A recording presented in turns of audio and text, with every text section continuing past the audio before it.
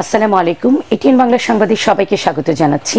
তামান্না মৌ। শুরুতেই BRB cables সংবাদ শিরোনাম। উপজেলা নির্বাচন উন্মুক্ত করে দিলেও দলে কোনো সংঘাত চায় না আওয়ামী লীগ, বললেন প্রধানমন্ত্রী। চাঁদাবাজি ও পণ্য মজুতদারি বন্ধে সতর্ক থাকতে নেতাকর্মীদের নির্দেশ। পালিয়ে আসা সীমান্তরক্ষী ও সেনা সদস্যদের নিতে কক্সবাজারে পৌঁছেছে মিয়ানমারের জাহাজ, ফেরত পাঠানোর প্রক্রিয়া শুরু।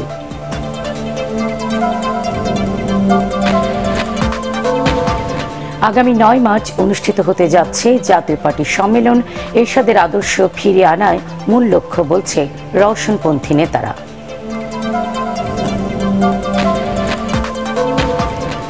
এবং ফলাফলে পিছিয়ে থেকেও পাকিস্তানি সরকার গঠনের তোড়জোড়, নওয়াজ শরীফের ১৪ মামলায় জামিন ইমরান খানের।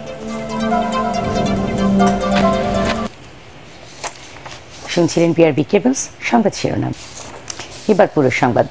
উপজেলা নির্বাচন উন্মুক্ত করে দেয়া হলেও আওয়ামী লীগ কোনো সংঘাত চায় না বলে সাফ জানিয়ে দিয়েছেন প্রধানমন্ত্রী শেখ হাসিনা। গণভবনে দলের বিশেষ বর্ধিত সভায় তিনি বলেন, কোনো প্রার্থী সংঘাতে জড়ালে তার বিরুদ্ধে কঠোর ব্যবস্থা নেওয়া হবে। পণ্য মজুতদার ও চাঁদাবাজদের কারণে অহেতুক পণ্যের দাম যেন বেড়ে না যায়, সেজন্য নিজ নিজ এলাকায় নজর দিতে দলের নেতাকর্মীদের প্রতি আহ্বান জানান প্রধানমন্ত্রী। আরও জানাচ্ছেন আপিল মাহমুদ।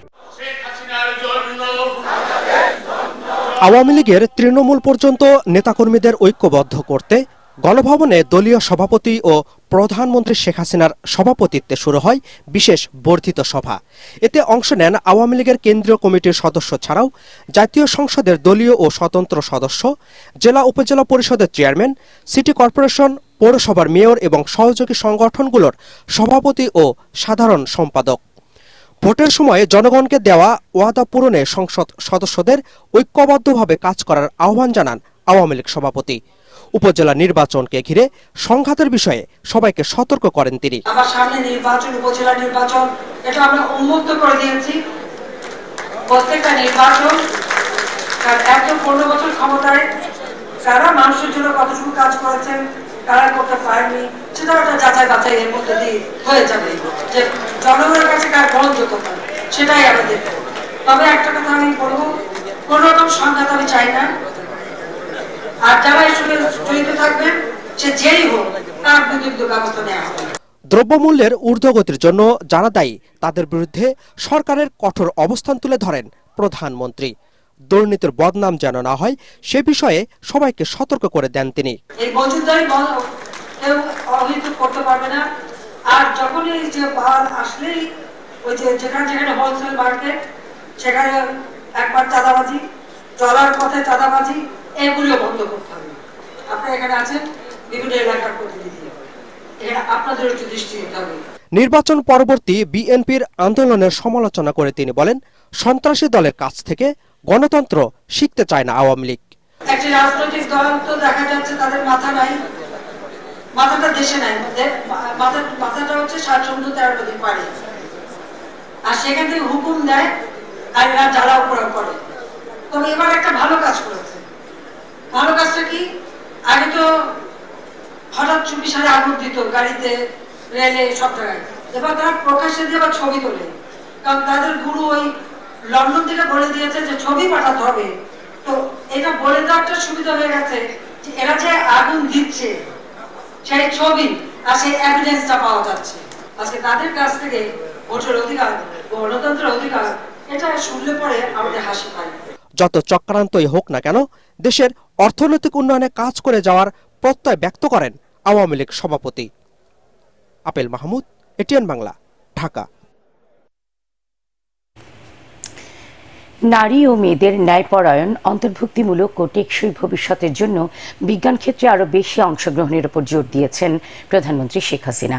নিউ ইয়র্কে অনুষ্ঠিত বিজ্ঞান সমাবেশে নবম আন্তর্জাতিক নারী ও কন্যা শিশু দিবসে দেয়া এক ভিডিও বার্তায় তিনি বলেন, তরুণ নারীদের বিজ্ঞান প্রযুক্তিতে ক্যারিয়ার বেছে নেওয়ার জন্য সঠিক নীতি ও প্রতিষ্ঠান থাকতে হবে।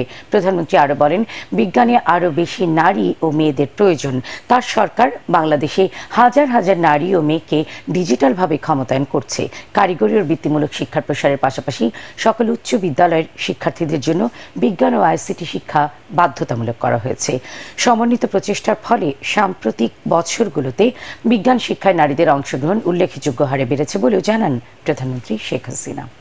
In Bangladesh, I personally commit to advancing the work of our women scientists through recognition and incentives.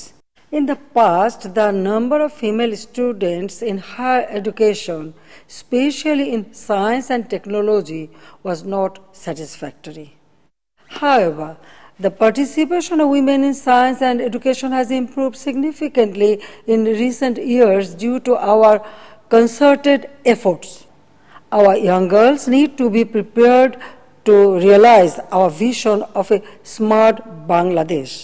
I shall always remain devoted to women's and girls' education in science and technology.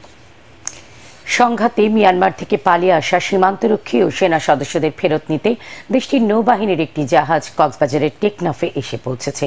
বিকেল 5টার দিকে টেকনাফের একটি টার্মিনালের কাছে পৌঁছায় জাহাজটি। টেকনাফ উপজেলা নির্বাহী কর্মকর্তা জানান, পুরো প্রক্রিয়াটির সাথে যুক্ত রয়েছে পররাষ্ট্র মন্ত্রণালয়, নৌবাহিনী, বিজিবি ও কোস্টগার্ড। তবে ফেরত প্রক্রিয়া কখন শুরু হবে এ বিষয়ে জানাননি তিনি। গত কয়েকদিন টেকনাফ ও বান্দরবানের বিভিন্ন সীমান্ত দিয়ে মিয়ানমারের 330 জন সীমান্তরক্ষী, সেনা সদস্য, সরকারি কর্মকর্তা ও সাধারণ নাগরিক বাংলাদেশে পালিয়ে আসে। বর্তমানে তারা কক্সবাজারে বিজিবির হেফাজতে একটি আশ্রয় কেন্দ্রে রয়েছে। এদিকে বান্দরবানের নাইখংছড়ির তুমুব্র সীমান্তে মিয়ানমার থেকে ছোড়া আরও 2টি অবিস্ফোরিত রকেট লঞ্চারের গোলা উদ্ধার করেছে বিজিবি। স্থানীয়রা জমিতে এগুলো দেখতে পেয়ে বিজিবিকে খবর দিলে সকাল 9টার দিকে সীমান্তের পশ্চিম কুল এলাকা থেকে এগুলো উদ্ধার করা হয়। এ নিয়ে বান্দরবান সীমান্ত থেকে এ পর্যন্ত 4টি রকেট লঞ্চারের গোলা উদ্ধার করল বিজিবি। গোলাগুলো উদ্ধার হওয়ার পর এলাকায় আতঙ্ক ছড়িয়ে পড়েছে। কৃষকরা এখন আতঙ্কে জমিতে চাষ করতেও যাচ্ছেন না।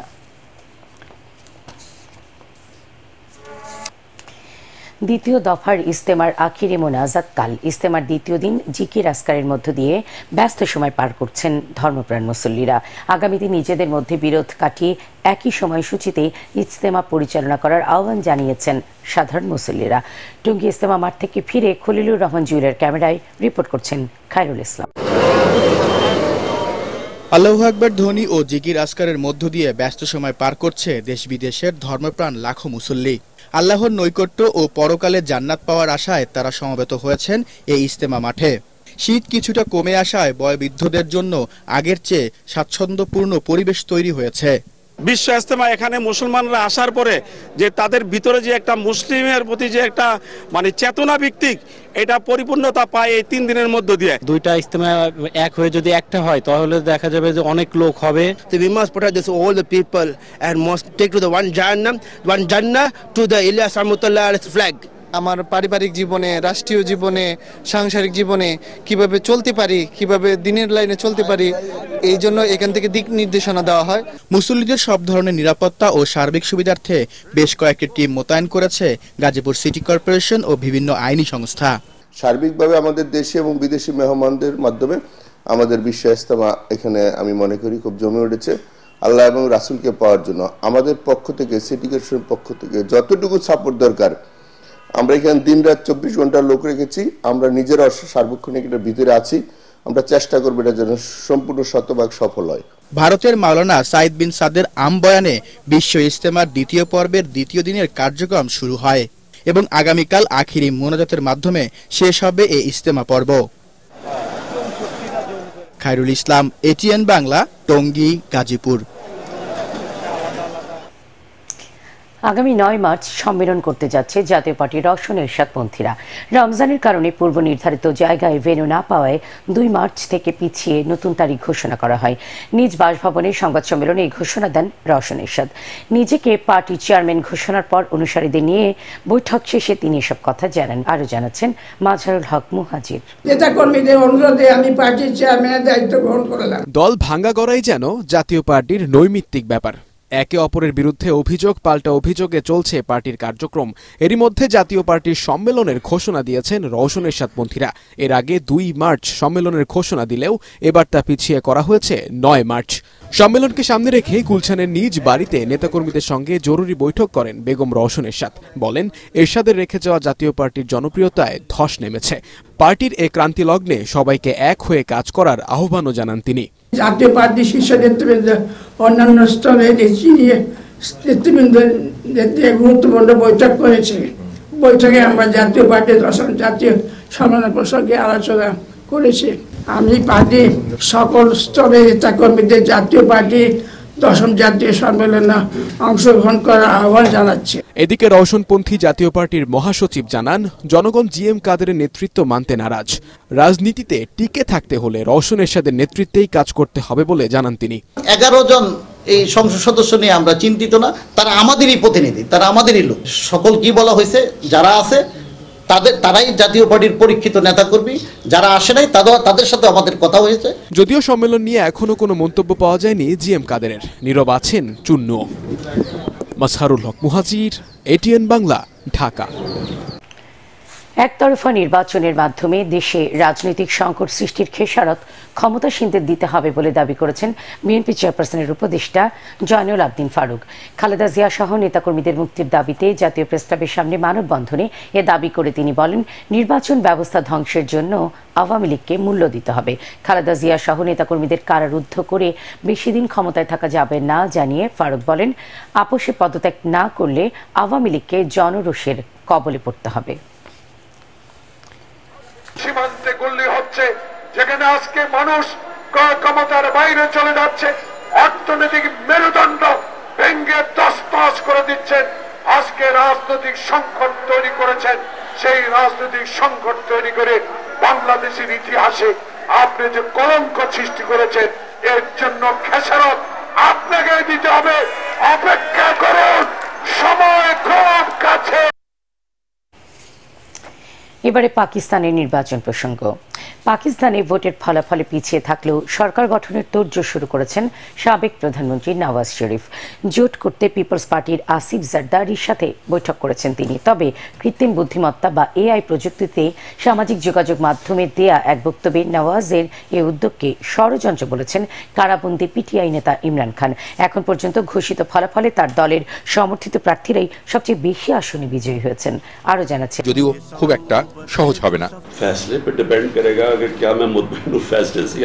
আমেরিকার চক্রান্তে ফাঁসানো হয়েছে জনপ্রিয় এই নেতাকে, যা পাকিস্তানের সার্বভৌমত্বের জন্য হুমকি। जो लोगों के तासरात हैं हमारे पाकिस्तान के बारे में आउट ऑफ कंट्री, हम चाहते हैं कि वहाँ पर अच्छे तासरात हों, अच्छी हुकूमत आए। অমর একুশে বইমেলায় দর্শনার্থীর ভিড় বাড়লেও নেই তেমন বেচা বিক্রি। এতে হতাশ প্রকাশক ও বিক্রেতারা। সংশ্লিষ্টরা বলছেন, অনলাইনের বিভিন্ন প্ল্যাটফর্মে জড়িয়ে পড়ায় তরুণ প্রজন্মের কাছে আগের চেয়ে কমেছে ছাপানো বইয়ের কদর। দেখুন মুস্তাফিজুর রহমানের রিপোর্ট। উপচে পড়া ভিড় অমর একুশে গ্রন্থ মেলায়। শনিবার ছুটির দিনে বইমেলায় দল বেঁধে আসছেন নানা বয়স মানুষ। স্টলগুলোয় ভিড় লেগে থাকলেও বই কিনছেন না অনেকে। শুধু বন্ধু কিংবা প্রিয়জনকে নিয়ে মেলায় সময় কাটাচ্ছেন তারা। তো এখনো করি নাই, আমি ঘোরাঘুরিতেই এতটুকু। বই তো কিনবই, কিন্তু কি বই কিনবো সেটা চুজ করে আসিনি, আপাতত প্ল্যানিং নাই। মেলায় এত লোকজন এলেও কাঙ্ক্ষিত ক্রেতা নিয়ে হতাশ বিক্রেতারা। বরাবরের মতো মেলার শেষের দিকে বিক্রি বাড়বে এমন আশা তাদের। শনিবারে যারা আসে তাদের ক্ষেত্রে দেখা যায় যে 100-এর মধ্যে আপনার 20% কিনে। বেচা বিক্রি আলহামদুলিল্লাহ ভালো, বাট অন্যান্য বারের তুলনায় কমে যাচ্ছে।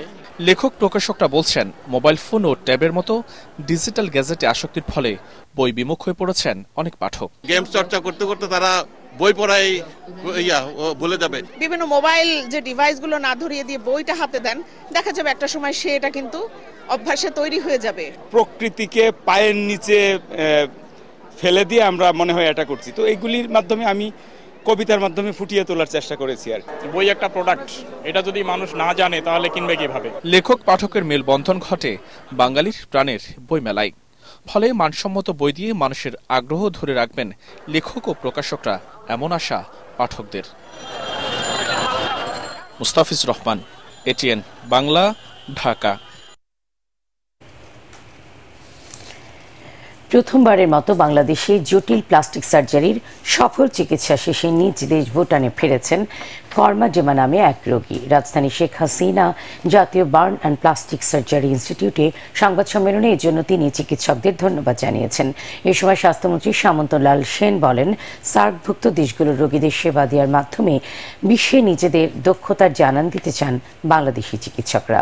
দেখুন ইমদাদুল্লাহ বাবুর রিপোর্ট। ক্যান্সারে আক্রান্ত 23 বছর বয়সী ভুটানি নাগরিক কার্মাডেমাকে সুস্থ করে তুলতে সেদেশে দেয়া হয় কেমোথেরাপি। এতে ক্যান্সার নিয়ন্ত্রণে এলেও নাক হারান কার্মা। ভুটান ও ভারতের দিল্লি সহ নানা দেশে চিকিৎসা নেন তিনি, কিন্তু তার নাক ফেরাতে পারেননি কোনো চিকিৎসক। পরে মেডিকেল ভিসা নিয়ে প্রথম কোনো বিদেশি রোগী হিসেবে এবছর বাংলাদেশে চিকিৎসা নিতে আসেন কার্মা। শেখ হাসিনা জাতীয় বার্ন ইনস্টিটিউটের চিকিৎসকরা 9 জানুয়ারি প্রায় 10 ঘন্টার অপারেশনে কার্মার নাক সফলভাবে প্রতিস্থাপন করেন। পাঁজরের হাড় একবার অপারেশনে নেওয়া হয়ে যায়, এখন অবশিষ্ট আছে এক সাইড আরেক সাইডে, তো সেটাও ব্যবহার করার পরে যদি কোনো কারণে লস করি তাহলে এ জীবনে ওনার নাক পুনর্গঠনের আর কোনো উপায় থাকবে না। এটাও একটা বড় চ্যালেঞ্জ ছিল। বাংলাদেশে এসে নাক ফেরত পেয়ে খুশির অন্ত নেই ভুটানি এই তরুণীর। Express my gratitude of appreciation and word of thanks to the hospital team of Sheikh Hasina and Health Minister of Bangladesh. সংবাদ সম্মেলনে Sheikh Hasina burn and plastic surgery ইনস্টিটিউটের সমন্বয়ক ও স্বাস্থ্যমন্ত্রী ডাক্তার সামন্ত লাল সেন বলেন, 2-1 দিনের মধ্যে ভুটান ফিরতে পারবেন কার্মাডেমা। আমরা তাকে এখন ছেড়ে দিব, ছেড়ে দেওয়ার পরে সে আবার আসবে, আজকে তার নাকটাকে সুন্দর করতে হবে। আমি আশা করি যে এরকম আরো কিছু কাজ করলে সাধারণ মানুষের আস্থাটা ফিরে আসবে। কিন্তু উচ্চবিত্ত যারা, তারা যতই আমি আস্থা ফিরে নিয়ে আসি, তারা যাবে, তারা তো শাড়ি কিনতেও ভারতে যায়, শাড়ি কিনতেও মার্কেটিং করতেও যায়।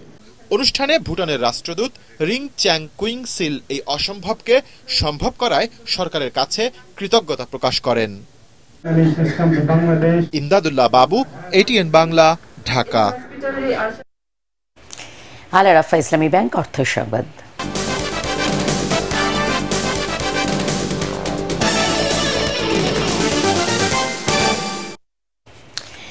মাগুরার মোহাম্মদপুর উপজেলার বাবুখালী ইউনিয়নে এবার টোকিও কিং ফুলকপির বাম্পার ফলন হয়েছে। ভালো দাম মেলায় উচ্চ ফলনশীল এই ফুলকপি চাষ করে লাভের মুখ দেখছেন কৃষকরা। ফুলকপির আগামী জাতটি চাষ করতে কৃষকদেরকে উদ্বুদ্ধ করতে বিনামূল্যে PKSF ও আদিন ওয়েলফেয়ার সেন্টার দিচ্ছে বিশেষ প্রণোদনা। যশোর থেকে তামান্না ফারজানার রিপোর্ট, জানাচ্ছেন ঐশী গোস্বামী প্রমা। Rainbow paints. উচ্চ ফলনশীল নতুন নতুন সবজি ও ফসলের জাত প্রচলন করতে মাগুরায় নানা কর্মসূচি বাস্তবায়ন করেছে আদ্দিন ফাউন্ডেশন। এরই আওতায় এবছর জেলার বাবুখালীতে টোকিও কিং ফুলকপি আবাদে কৃষকদের যৌথভাবে সহযোগিতা করেছে আদ্দিন ওয়েলফেয়ার সেন্টার ও PKSF। ফুলকপির এই জাতটি আগাম ফলন দেয়। মাত্র 3 মাসে ফলন দেয় কপিটি। বাজারে বিক্রি করে ভালো দামও পান কৃষকরা। এটি চাষে প্রয়োজন নেই দামি রাসায়নিকের, জৈব বালাই ব্যবস্থাপনা এর জন্য যথেষ্ট। কফি আমার 1.5 কেজি 2 কেজি করে ওজন হয়েছে, প্রায় 1 লক্ষ টাকা আমি বিক্রি করেছি, আরো 1 লক্ষ টাকা হবে। এই বীজটা ব্যবহার করে আমরা অনেক লাভবান হয়েছি। এই বীজটা অনেক ভালো, কোনো কীটনাশক ছাড়াই আমরা এটা ব্যবহার করেছি, কোনো কীটনাশক আমরা ব্যবহারই করি নাই। আদ্দিন ওয়েলফেয়ার সেন্টারের কৃষি কর্মকর্তা জানান, ভবিষ্যতে পাতাকপি, টমেটো, বেগুন, লাউ, ব্রকলি ও শসা চাষের উদ্যোগ নেওয়া হবে।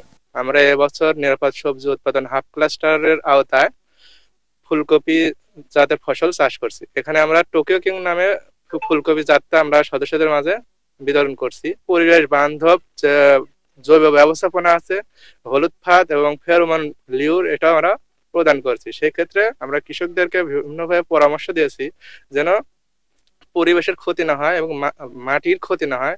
টোকিও কিং জাতের কপির জীবনকাল 55 থেকে 66 দিন, আর কপির ওজন 1 থেকে 1.5 KG.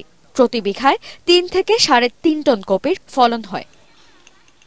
Bureau report, ATN Bangla. বৈশ্বিক মেগা এয়ারলাইন্সগুলোর সাথে প্রতিযোগিতায় টিকে থাকার স্বার্থে এশিয়ার দেশগুলোর নিজস্ব সম্ভাবনা কাজে লাগানো এবং এই অঞ্চলে এয়ারলাইন্সগুলোর অবস্থা সুদৃঢ় করতে সরকারি ও বেসরকারি এয়ারলাইন্সগুলোর মধ্যে একটি আঞ্চলিক অ্যালায়েন্স গড়ে তোলার লক্ষ্যে গোল টেবিল বৈঠক অনুষ্ঠিত হয়েছে। দুপুরে রাজধানীর প্যান প্যাসিফিক হোটেলে এই বৈঠক অনুষ্ঠিত হয়। এর আয়োজন করে ভ্রমণ ও পর্যটন বিষয়ক প্রকাশনা বাংলাদেশ মনিটর। অনুষ্ঠানের প্রধান অতিথি হিসেবে উপস্থিত ছিলেন বিমান বাংলাদেশ এয়ারলাইন্সের ব্যবস্থাপনা পরিচালক ও প্রধান নির্বাহী শফিউল আজিম। অনুষ্ঠানের মূল প্রবন্ধ উপস্থাপনা করেন বিশিষ্ট অ্যাভিয়েশন বিশেষজ্ঞ wing commander ATN Nazrul Islam.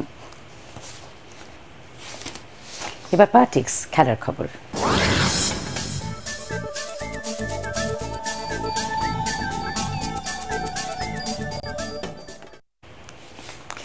ঘরোয়া লিগে প্রথম শিরোপা জয়ের 50 বছর পূর্তি উদযাপন করলেন আবাহনীর সাবেক ক্রিকেটাররা। এ সময় তারা উল্লেখ করেন, ক্রিকেট খেলতেন শুধু ভালোবাসার টানেই।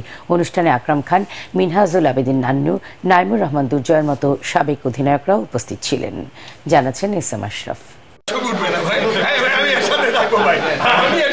শাহানশাহ রিজভির সাথে ৪৫ বছর পর দেখা হলো ১৯৭৪ সালে আবাহনীর হয়ে শিরোপা জেতা সতীর্থ নবাবের। এভাবে একে একে হাজির হলেন বাদশাহ, মাহমুদুর রহমান হাসানরা।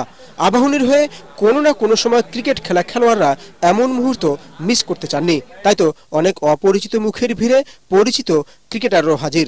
1984 আমি যখন প্রথমবার আবাহনীতে এসেছিলাম তখন কিন্তু 739 রানস করেছিলাম, যেটা বাংলাদেশের রেকর্ড ছিল। Cricketing atmosphere was wonderful. আমরা ফ্যামিলির মতো খেলতাম সবসময়। We get lot of rich people, but ওনাদের মতো মানে যে অর্গানাইজেশন। প্রথম শিরোপা জয়ের স্মৃতি রোমন্থন করতে গিয়ে অলরাউন্ডার রিজভি তুলে আনলেন বঙ্গবন্ধুর কথাও। মানে রেস কোর্স থেকে নিয়ে বঙ্গবন্ধু বেস্ট প্লেয়ার কে তোমাদের? And I still remember Kamal bhai was very kind, যেহেতু I had a very good knock, বলে রিজভি বাচ্চু ভাই পকেট থেকে ওনাকে 100 টাকা দিল, ওই 100 টাকা উনি আমাকে দিলেন। 2-3টা করে বল দিত, বিকজ আবাহনীতে একা ক্রিকেট খেলতে পারবে না, বিকজ আবাহনীকে খেলতে হলে every team needs a ball to practise. তারা খেলেছেন, টাকা উঠিয়েছেন, নিজেরাও কন্ট্রিবিউট করেছেন।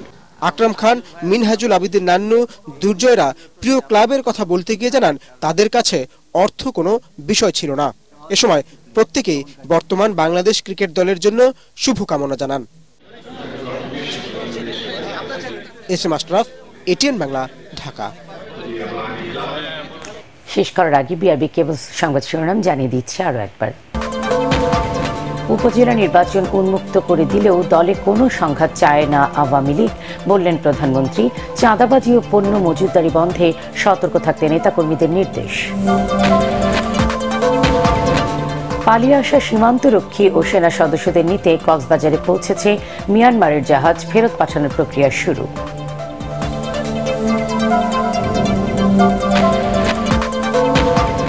আগামী ৯ মার্চ অনুষ্ঠিত হতে যাচ্ছে জাতীয় পার্টির সম্মেলন। এরশাদের আদর্শ ফিরিয়ে আনাই মূল লক্ষ্য, বলছে রওশনপন্থী নেতারা।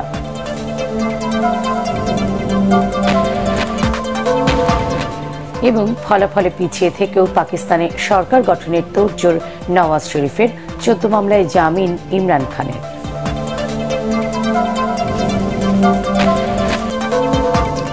পরবর্তী সংবাদ দেখার আমন্ত্রণ জানিয়ে এখনকার মতো শেষ করছি। ATN বাংলা সংবাদ ইউটিউবে দেখতে ব্রাউজ করুন youtube/ATN Bangla News। আল্লাহ হাফেজ।